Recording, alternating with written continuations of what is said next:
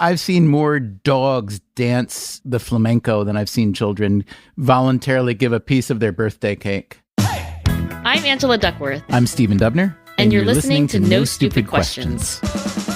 Today on the show, is it possible to be self-interested and altruistic at the same time? What if I want to be a drug dealer? What if I want to be a politician? That plainly has no good effect on anyone. Yes.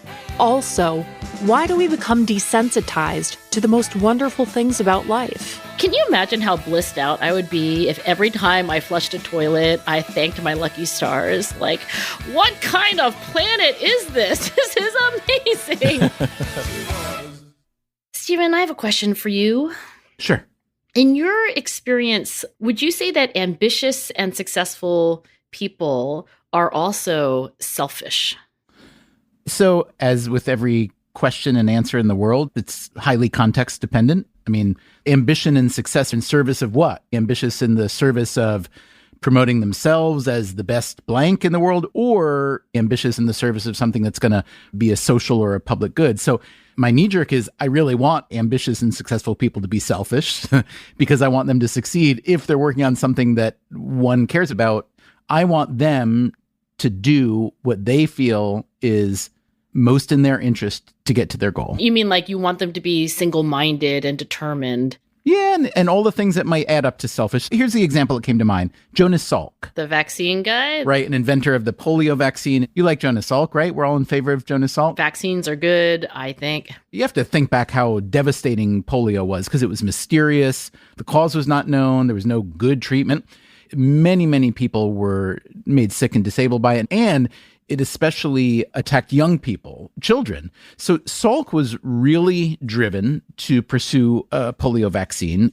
There's a wonderful biography of Salk by a writer named Charlotte DeCroze Jacobs. And one element she points out was that he was intensely disliked by the medical community, who saw him as operating kind of selfishly. Like how? Well, he was not considered a member of the scientific brotherhood. He was not working with a big research institution, not with a pharma firm. And the way that he approached the creation of the vaccine was very unorthodox. He was testing it in secret. He tested, if I recall, on his own 3 children. And then the establishment claimed that he grabbed the limelight and he didn't give credit to other scientists, that he was doing his thing in what was construed as a selfish grab for glory. He was accused of pandering and soliciting media attention. Interestingly, he never got a Nobel Prize. Now, you could easily make the argument that, yes, he was maybe vainglorious, maybe selfish. But if you look at the actual result, A, he created a polio vaccine that has saved literally countless lives and eliminated a countless amount of suffering. And B, here's the big thing. He didn't patent the polio vaccine. He wasn't interested in converting what he saw as an obvious public good into private gain.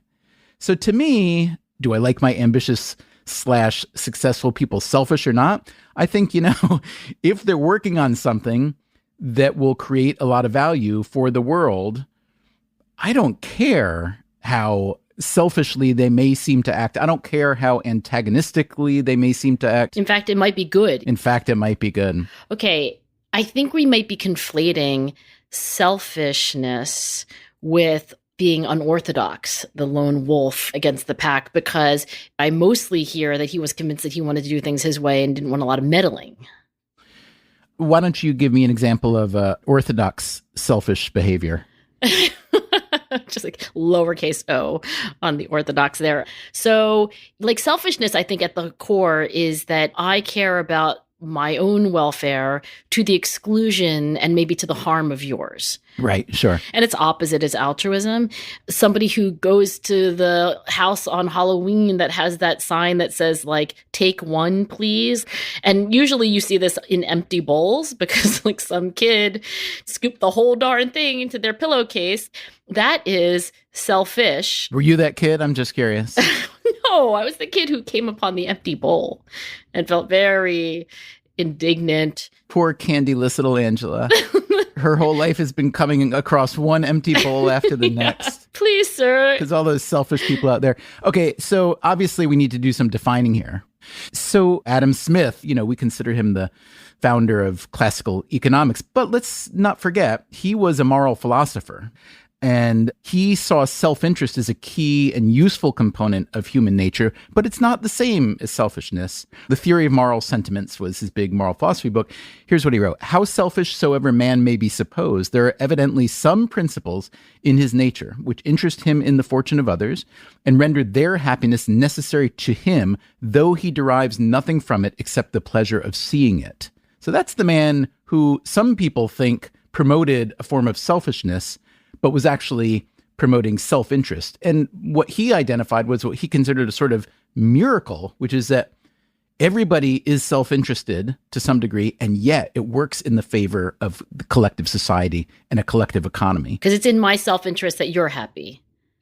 I think in modern economic language, it would be that my utility equation includes your utility equation. So if I want to maximize my own utility, it would include you being happy or not unhappy at least, right? So I think that's like an explanation for altruism in economic terms. Like, why would I be nice to my neighbors? Because it makes me happy. Right. And this is what's called the warm glow theory of altruism, which is that we get a benefit or a utility from it. Yeah. So I think it's a lot harder to discuss selfishness than we think. If it is self-interest in this Adam Smith way, then it's not necessarily a bad thing at all. Right. So if I had to define selfishness, I would say it's something like self-interest, which I endorse, without the recognition of and respect for others. I'm sure you're familiar with Hillel, the Jewish sage from a couple thousand years ago. Oh, is that what the term comes from? Because, I'm familiar with the many Hillels that are on university campuses. Yeah. Oh, there was a guy named Hillel? There was a guy named Hillel. I did not know that. Okay, so he was a sage a couple thousand years ago. He's said to have originated the Golden Rule.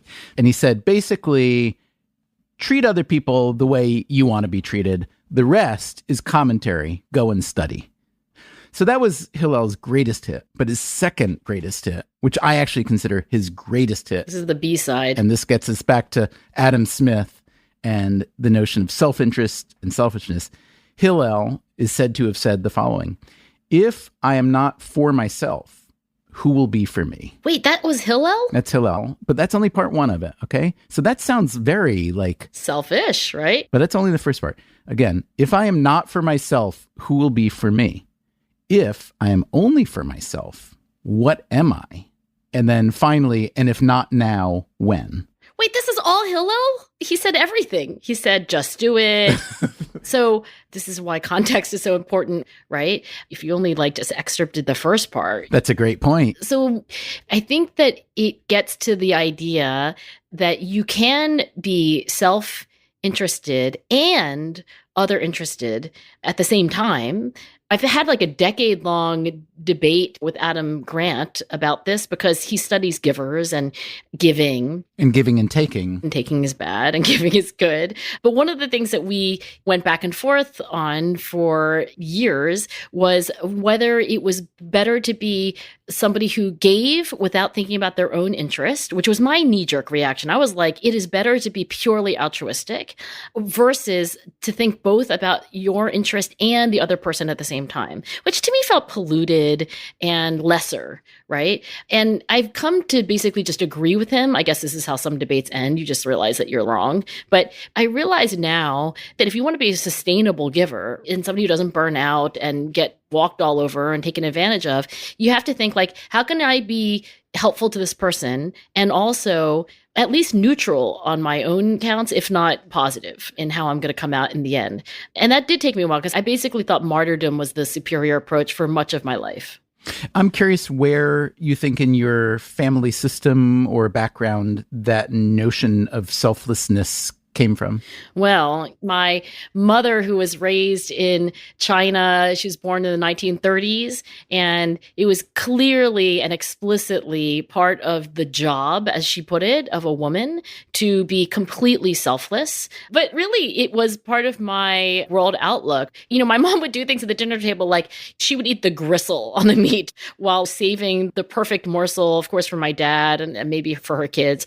And if you think of what you have to give as a zero-sum game, then that arithmetic makes you think like, oh, isn't it better to give 100% to other people? But the reason why that's wrong is two reasons. It's not a zero-sum game. There are many options and possibilities. And the second thing is that, life is an extended interaction. And I don't think being a martyr for a month is as good as being like a little bit self-interested, but also very generous for a lifetime. Angela, let me ask you this. Children are, I think, inherently selfish. They need to get what they need to get to survive. So they cry when they need something and someone takes care of it. But then obviously we don't want to continue to exhibit that sort of behavior. So is there anything in the evolution of our individual selfishness from childhood to adulthood that you think is useful in thinking about selfishness more generally? Well, first, let me say that, in defense of children everywhere, yes, they have selfish impulses, self-interested impulses like I am hungry, I am tired, I don't want to be in this museum anymore, let's go home. But they also have altruistic, benevolent impulses quite early on. Jerry Kagan, the great developmental psychologist, had a theory that morality and, moral sentiments like guilt and shame, but also generosity, that these emerged around the age of 3.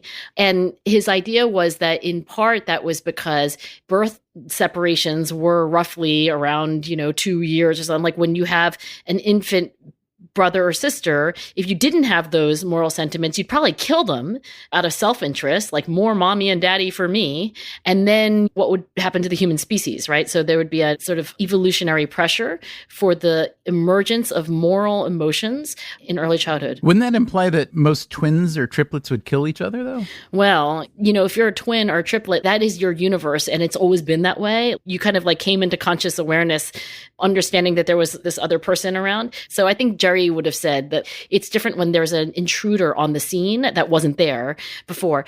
The problem with evolutionary explanations, of course, is that you can't really test them in the most obvious way. Like you can't go back through evolutionary time and run the counterfactual. But I do think it's important to just say descriptively that young children are generous. I mean, you see it happen all the time. Like they take a part of their birthday cake and they put it on somebody else's plate. I've never seen that. Oh, come on. I've never seen that. I see grabbing, I see hoarding, I see bleeding and bawling. I've seen more dogs dance the flamenco than I've seen children voluntarily give a piece of their birthday cake. Children sharing? Maybe in Philadelphia, not in New York, lady. Yeah, New York, you jaded, hardened, even at preschool. Yeah. No, I see your point. The thing about selfishness is that I can't divorce it from the mission. So if I see someone being selfish because they want the success and ambition for themselves, that doesn't feel very pro-social. So here's an example. When you think about the money harvesting professions, as I call them, professions where people basically make money by making money. So there's hedge funds and there's venture capital and there's private equity. I will just say one reason that world doesn't appeal to me personally is because the idea of making money by making more money doesn't feel very satisfying, but also there does feel like an underlying selfishness to it, okay? So that's my bias. I'm just declaring it. But if you go back 25 years ago, who would you say was considered one of the most selfish, single-minded businessmen? I'm guessing you're thinking about Bill Gates. I'm thinking about Bill Gates. Microsoft was considered the monster monopoly that was gobbling up everything. Some people still do, by the way. Sure, but you know what? Bill Gates has totally turned around, certainly his own reputation, by not just deciding to give away all the money and getting everybody else to give away most of their money, but by actively looking for viable solutions to address real-world problems. Full-time actively acting on behalf of society. And of course, he was considered not just selfish, but ruthless and opportunistic. And look, Gates now is practically headed for canonization, and he's not even Catholic. So, Angela, is there any actual research on the relationship between ambition, success, selfishness? The research is most relevant. I don't know if you've ever heard of the Schwartz World Values Survey. I have not. So this is a project where they're trying to like map the core fundamental values that transcend history and culture. And the key is, what do you value more? So in the Schwartz values taxonomy, there are self-enhancing values like achievement and power, but then there are self-transcending values also, like believing in benevolence or believing in fairness. And the idea is that, of course, everybody cares about all those things, at least to some extent. But the question is, like, how much do you value these things, relatively speaking? You know, I took one of these questionnaires and I scored very high on benevolence. Well, la-dee-da. Yeah, well, didn't want to like flex my muscles there, but I also came in pretty high on achievement. And so these are in some ways in tension, but I think they can be in harmony. Like, okay, go work your butt off trying to help other people. Like, I'm going to work really, really hard on this paper about how teenagers can resist cell phones. Oh, you're cheating then. No! You're cheating by working hard on the things that you care about, which also happen to have good positive spillover effects. Like, pro tip, yes. Not every profession affords that possibility. Yours does, though. Yeah, but what if I want to be a drug dealer? What if I want to be a politician? That plainly has no good effect on anyone Yes. but myself. It would seem so. But I think many professions can give away while also getting ahead. And I think that's the key. Right. So whatever sort of life you choose to live, you can certainly create it in a way that marries ambition and treating other people really well. If you're a great singer, if you're a great designer, if you're a great psychologist, whatever, you should do that to give the most benefit to society. And if you're great at making money, make as much money as you can since you're so good at it, but have an aim to repurpose some of that to where it can be used better. Still to come on No Stupid Questions, Stephen and Angela tackle some of the strangest aspects of human attention. The bunny rabbit didn't attack me, even though it had 100 opportunities to attack me. I'm not going to worry about the bunny rabbit anymore.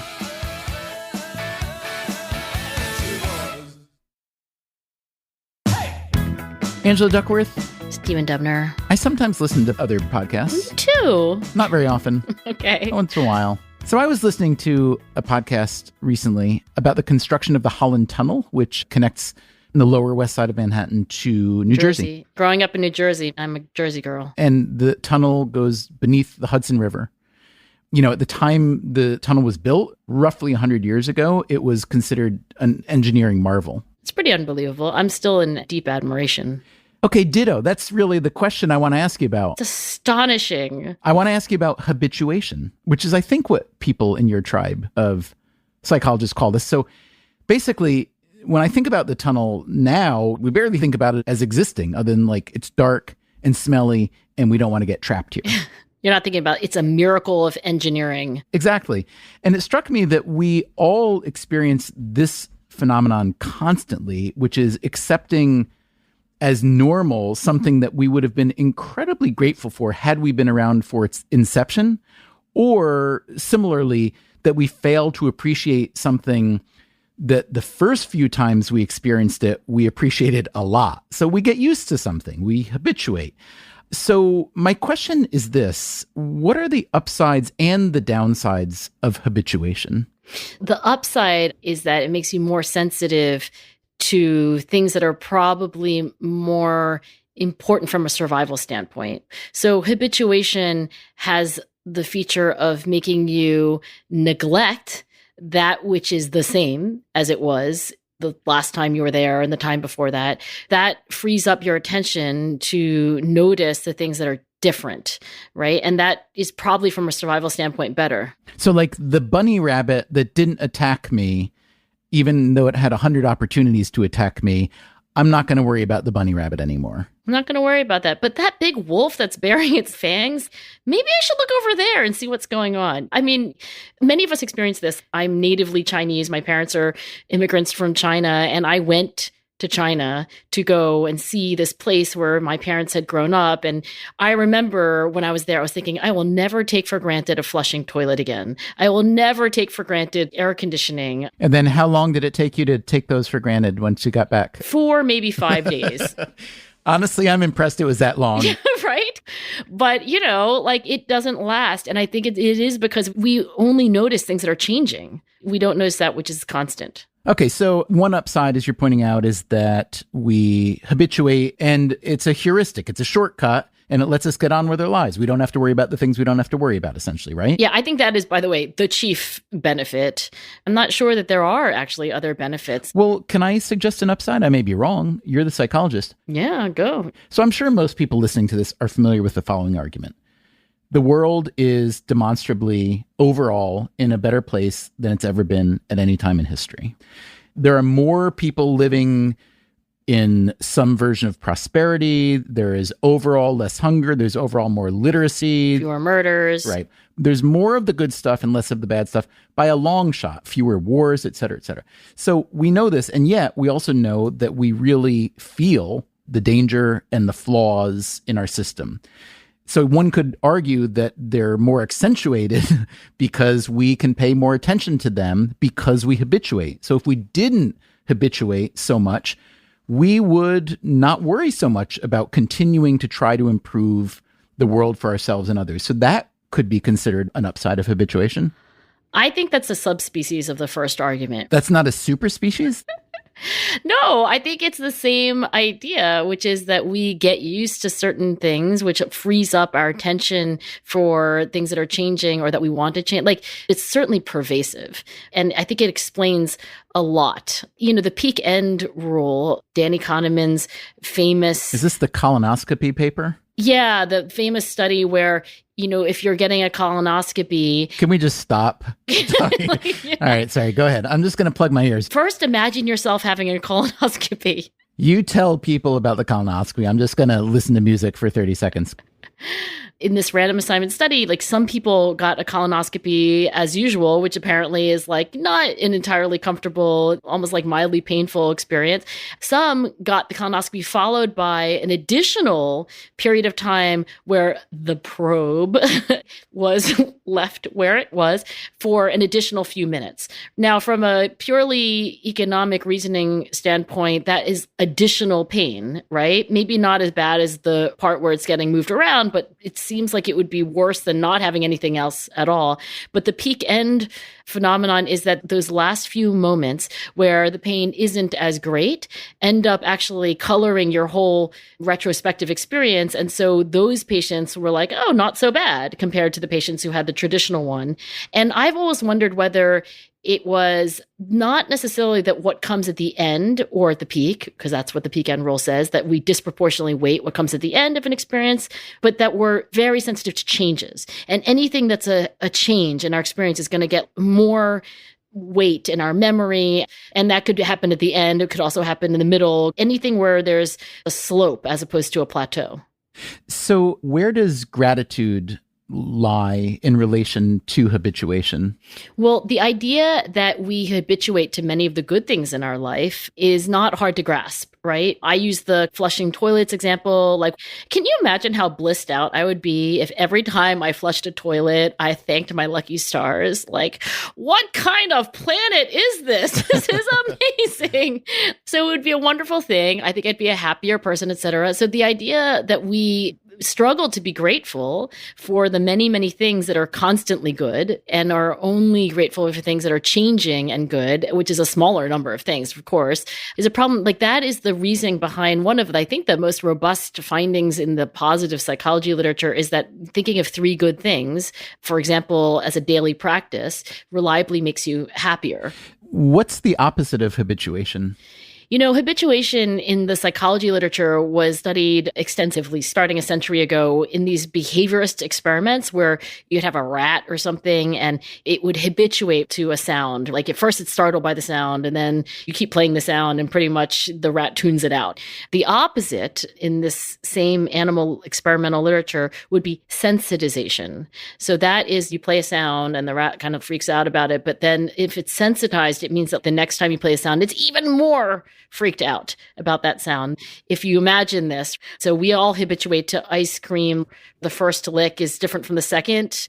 And by the time you get to the end of the cone, it's good, but it's not as good as the first taste. Can you imagine the sensitizing ice cream cone where the second bite is better than the first, and then the third, and by the time you get to the end, it's just like way better. That's what rum raisin is, by the way. Rum raisin's the best. Rum raisin? Really? Nobody eats it. It's the best. Leave it for me. That is such an old person ice cream flavor. It's true. And now my children are trained whenever we go anywhere that has ice cream, they're always looking for rum raisin from me because it's not that easy to find. Do you like butter pecan? Love butter pecan, yeah. Oh, God. All the old flavors. I want to take your pulse and make sure you're still going to be with it. And maple walnut. Those are my 3 flavors. Yeah, the trifecta of old. All right, let me ask you this, whether this has to do with ice cream or not. What do we know about how much variance there is among individuals when it comes to habituation versus sensitization? Well, okay, first of all, these things are complete opposites, sensitization versus habituation,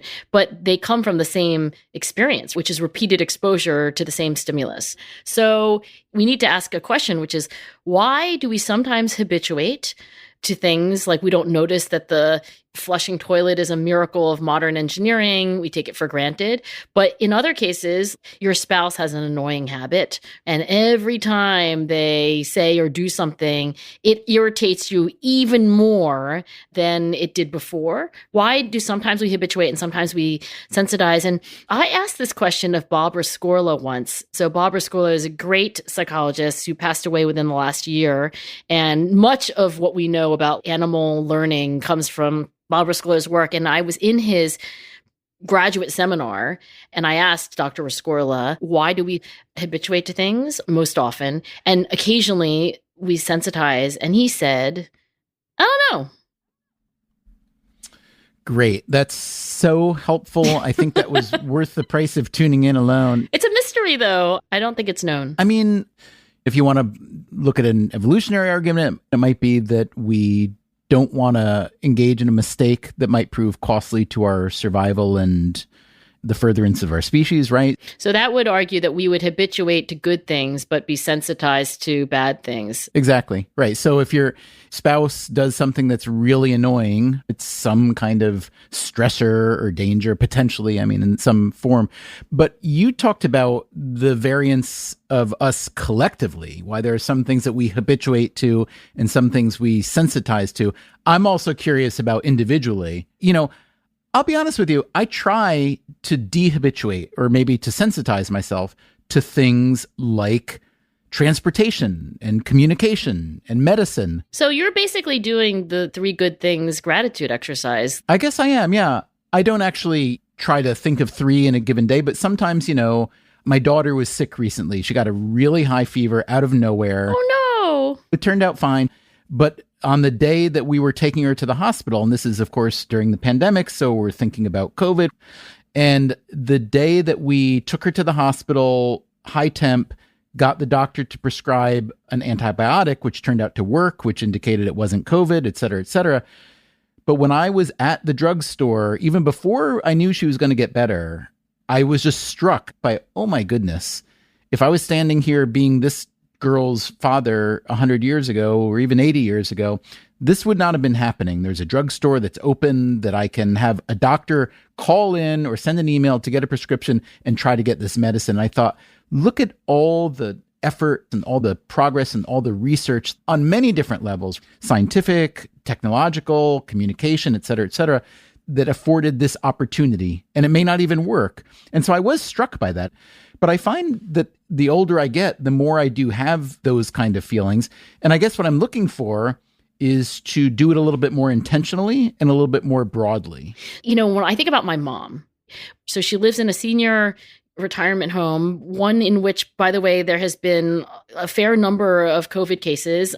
My own father, I should say, passed away from COVID, living in that nursing home. My mother just could only think of positive things like, well, thank goodness he passed quickly. Thank goodness the nursing staff were so kind to him toward the end, which I don't even think she knew. She probably just imagined because she wasn't able to be with him. Thank goodness I'm living, these are verbatim, by the way. Thank goodness I live in this part of the nursing home down at the end of a hallway. My mom can only see these positive things. And so somehow she is able to not habituate to positive things, at least not ignore them, right? I don't know if that's exactly the same thing because some of these things are not repeated. Do you think that's what comes from eating all that gristle? From her selfless upbringing. I'm not really joking. Well, I think they're related, but not in the way that you were maybe inferring, which is to say that the selflessness, the other-centeredness leads her to be grateful. I actually think the causal arrow goes more strongly in the opposite direction, that when you are grateful and you're thinking oh my gosh, my life is so wonderful and I'm so fortunate and wow, this is such a great piece of unburnt toast. It's amazing. And there's lots of good research on this. It makes you more generous. It actually makes you more honest. You have a feeling of abundance in your own life that makes you want to be more generous and kind to other people. Tell me this, is there one thing that you experience regularly that you could imagine if you really stopped hard and thought about it and didn't take it for granted that you would think was just amazing? So I can think of something that I've not yet habituated to, but that's not exactly answering your question. It's okay. Wall-to-wall carpeting. I grew up in South Jersey where everything was carpeted. I mean, I grew up in a house that had carpeted bathrooms, which is kind of gross, by the way. It's a little less gross when you have only daughters, let me just say. Well, there was one boy, and I know what you mean, so we'll just leave it at that. So I love wall-to-wall carpeting, and I write my papers usually by sprawling out, flopping on my belly on this wall-to-wall carpeting that I convinced my husband was necessary in at least some of the rooms in our house. And every time I crawl around on my wall-to-wall carpeting, I thank the gods that I grew up in South Jersey and had the wisdom to install it in my own domicile. And I'll never habituate to it. It's amazing. And all you hardwood floor people are wrong. It's a joy in my life. So anyway, I have not habituated to that. I'm having a harder time, of course, because of the nature of the question. What do I think I've habituated to that if I stopped and thought about it? Look, it sounds like wall-to-wall carpeting makes you so happy. I don't think you really need anything else. So there's one thing that I am habituated to, but when I take time to think, I sensitize myself to, which is eating. So I sometimes think it's an absolute marvel that this thing that we have to do often for our survival is actually unbelievably pleasurable. It's delicious. But even beyond that, it engages all these senses. It engages all the cultures around the world. You get to do science and art at the same time. It's like the best craft project. It's creative. Right. It's creative. And it's as social as you want it to be or not. So to me, every time I eat anything, I think how cool it is that this is actually a requirement and not just a pleasure. But I do have to remind myself, because it is easy to get into any pattern like that where you fail to appreciate. I have also reflected on the fact that this biological necessity, which framed the wrong way, could be like, oh, what a drag. First of all, it's expensive, it takes up a lot of time. Things go bad in the refrigerator. You have to use your mouth for it when you could be talking or whistling. Yes, exactly. Wear and tear on your teeth. I think the thing is this. It's really about reminding yourself. And if you want a tip from the self-control research, it would be that you could make a visual reminder. You could make a little sign that goes on the dining table that says... like a smiley face? Words? Yeah. I mean, you could maybe find a good quote. The trick will be, Stephen, don't habituate to your visual sign. It's a vicious circle, habituation. That's the problem. No Stupid Questions is part of the Freakonomics Radio Network. This episode was produced by me, Rebecca Lee Douglas. And now, here's a fact check of today's conversations. Stephen attributes the golden rule to the Jewish sage and scholar Hillel the Elder. It's true that Hillel was one of the early leaders credited with communicating this message, but other individuals across different ancient cultures shared similar sayings as well. The Stoic philosopher Seneca famously wrote, "Treat your inferior as you wish your superior to treat you." However, he was referring to the treatment of enslaved people, so it arguably doesn't hold the same sort of moral weight as the principle that Hillel outlined.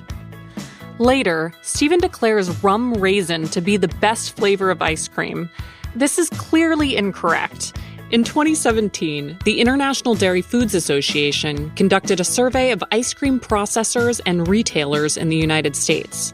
2/3 of the stores ranked vanilla as their number one selling flavor, followed by chocolate in second place and cookies and cream in third. The poll lists the top 16 flavors, and rum raisin is nowhere to be found. However, Stephen's second favorite flavor, buttered pecan, is surprisingly the 6th most popular flavor of ice cream in the country. Although, when you remember that about 1 in every 7 Americans is a senior citizen, it's perhaps not surprising at all. That's it for the fact check. No Stupid Questions is produced by Freakonomics Radio and Stitcher. Our staff includes Allison Craiglow, Greg Rippin, James Foster, and Corinne Wallace. Thanks also to our intern Emma Terrell for her help with this episode. Our theme song is And She Was by Talking Heads. Special thanks to David Byrne and Warner Chappell Music. And if you'd like to hear our show ad-free, subscribe to Stitcher Premium. You can also follow us on Instagram and Twitter at NSQ_show and on Facebook at NSQ Show. Also, if you heard Stephen or Angela drop a reference to something that you'd like to learn more about, you can always check out freakonomics.com/NSQ, where we link to all of the studies and references that you heard here today. Thanks for listening. I only encounter wall-to-wall carpeting in hotels, and I love it. It's freaking amazing. It dries your feet off when you come out of the shower. Stitcher.